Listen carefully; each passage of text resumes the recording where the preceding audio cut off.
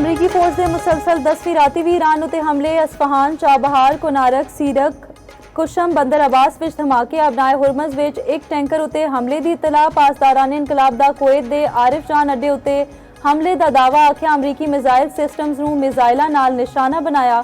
Kuwaiti फौज के मुताबिक ईरानी मिसाइल ते ड्रोन्स नूं तबाह किया जा रहा है। इराक अरबेल विच अल हुरैर एयरबेस के नेड़े ड्रोन मार सुटिया। शुमाली इराक ते उर्दन विच अमरीकी अड्डियां उत्ते ईरानी हमले, हलाक अमरीकी फौजियों की तादाद वधन का खदशा। अमरीकी मीडिया के मुताबिक उर्दन विच कुछ नाकाबिले शनाख्त जिस्मानी आजाद का जायजा लिता जा रहा है। इशारा है कि मरन आलियां की तादाद वध सकती है। एक अमरीकी फौजी लापता ते कई जख्मी भी हो गए। अमरीका ते ईरान विच 10 रोज़ा जंग बंदी की नवी तजवीज़। अमरीकी वजीर खारजा मार्को रूबियो ने ईरान नाल सिफारती हल लई ट्रंप इंतजामिया की आमादगी का इशारा दे दिता। मार्को रूबियो ने आख्या ईरान वालों बराह रास्त ते बिलवास्ता मुज़ाकरात दे इशारे मिले ने। ट्रंप ने सोशल मीडिया उत्ते सर्वे शेयर कर दिता।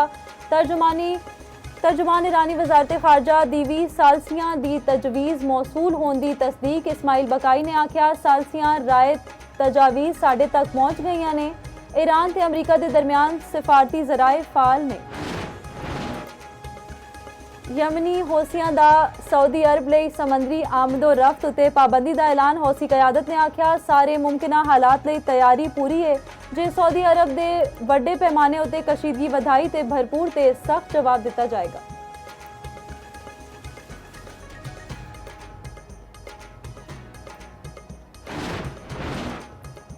ईरानी वजीर दाखिला सिकंदर मोमनी दी अहम दौरे उत्ते पाकिस्तान आमद। आला सतह का वफ्द भी इस्लामाबाद दपड़ गया। वजीर दाखिला मोहसिन नकवी ते तलाल चौधरी ने इस्तकबाल किया।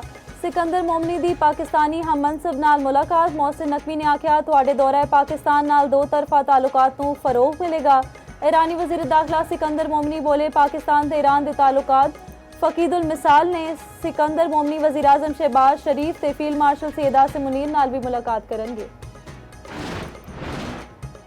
डीजल 5 रुपए 71 पैसे महंगा, पेट्रोल सिर्फ 35 पैसे फी लीटर सस्ता। एक दिहाड़ी लई नवी कीमतां दा नोटिफिकेशन जारी। फी लीटर डीजल 360 रुपए 6 पैसे हो गया। पेट्रोल की नवी कीमत 315 रुपए 80 पैसे फी लीटर मुकर्रर। जुमे दे दिहाड़े भी पेट्रोलियम मसनूआत दी कीमतां वधाईयां गईयां सन।